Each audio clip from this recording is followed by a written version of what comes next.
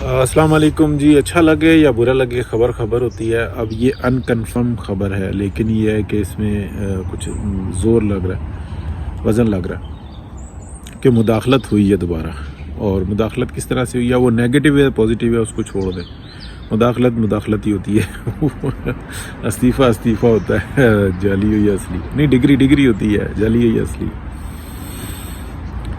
عمران خان صاحب کا پروگرام یہ تھا کہ انسیڈنٹ ہو گیا یا کروایا ہے, جو کچھ بھی ہے اس کو کیش کیا جائے. ان کو پیچھے سے جو پلاننگز ملتی ہیں وہ وہیں سے ملتی ہیں جہاں سے جماعت احمدیہ کو ملتی ہیں, اور مقصد ان کا ایک ہی ہے, پاکستان کو اسٹیبل نہ ہونے دینا.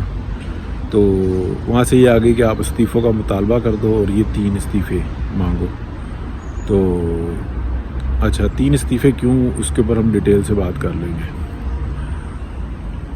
مین مقصد یہ تھا کہ شہباز شریف صاحب کا استعفیٰ لے لیا جائے, اور اس کے لیے پھر اس کے بعد وہ آرمی چیف نہیں لگا سکیں گے, اور نگران جو انسان ہے وہ نہیں لگا سکے گا. اچھا باقی کا پروسیس بھی اتنی آسانی سے نہیں ہو سکے گا, اور اس کام کی ذمہ داری جو انسان یہ اطلاع ہے کہ وہ سپریم کورٹ آف پاکستان کو دی گئی کہ آپ کرو, لیکن وہاں پر مداخلت ہوئی ہے کہ آپ نے اس کے اندر مداخلت نہیں کرنی.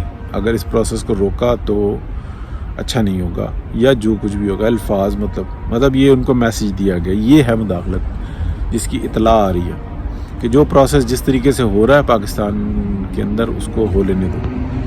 تو وہاں پہ سے تھوڑی سی آئی ہے. ادروائز یہی پلاننگز جو تھی وہ یہ تھی کہ جو معلومات میں آ رہی ہیں کہ شہباز شریف صاحب کا اور رانا صاحب کا استعفیٰ مانگ لیا جاتا ہے کہ چلیں وقتی طور پہ آپ اتر جائیں جب تک کہ اس کا فیصلہ نہیں ہو. تیسرا چھوڑ دیا جاتا, اس پہ خان صاحب فٹافٹ راضی ہو جاتے. مقصد یہ تھا کہ آرمی چیف کو نہ لگایا جائے. تو یہ مداخلت کا ہونا اچھی بات نہیں ہے. وقتی طور پہ وہ اچھی لگ رہی ہے لیکن اچھی بات نہیں ہے. اچھا ڈیٹیل سے بات کر لیتے ہیں. وہ ہے 3 کی کہ یہ 3 کی معاملہ کیا. 2 کی تو سمجھ میں آ گئی کہ ان کا کوئی ایشو نہیں ہے شہباز شریف صاحب کا رانا صاحب کا. تیسرے کا مسئلہ کیا,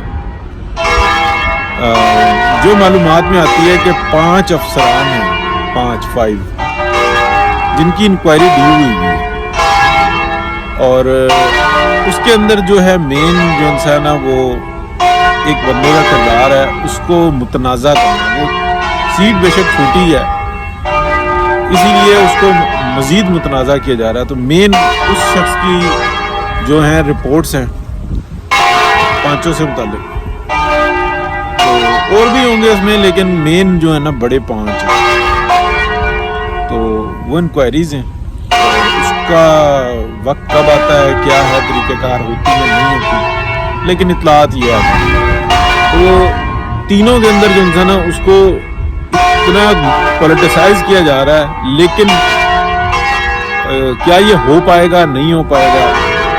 تو لندن کو دیکھیں, نواز شریف کو وہ خاموش اور وقت کو نکال رہے ہیں. حکومت کو دیکھیں کہ اپنے اوپر سب کچھ سہتی جا رہی ہے لیکن وقت کو نکال رہی ہے. اسی طریقے سے جو انسان بہت سارے معاملات آپ کو نظر آتے ہیں کہ ہر شخص چاہتا ہے کہ خاموشی کے ساتھ وقت نکل جائے اور کوئی خرابی پیدا نہ ہو. تو یہ بہرحال جب اپائنٹمنٹ ہو جائے گی اس کے بعد یہ ساری چیزیں واضح ہوں گی. مختصراً ہی بات کی ہے جی, اور مختصر ہی نہیں کرنا چاہ رہے ہیں. حکومت جو سی ہے نا وہ ڈالر کے معاملے میں یعنی کہ کرنسی کی استحکامت کے بارے میں بہت کانشیس ہے, اپنے ہوم ورک کر رہی ہے, اور وہ چاہتی ہے کہ جب ڈالر کو ایک دم نیچے لے کے آئیں تو اس سے پہلے کافی سارے کام ہو گئے جن میں ایک یہ اپوائنٹمنٹ بھی ہے.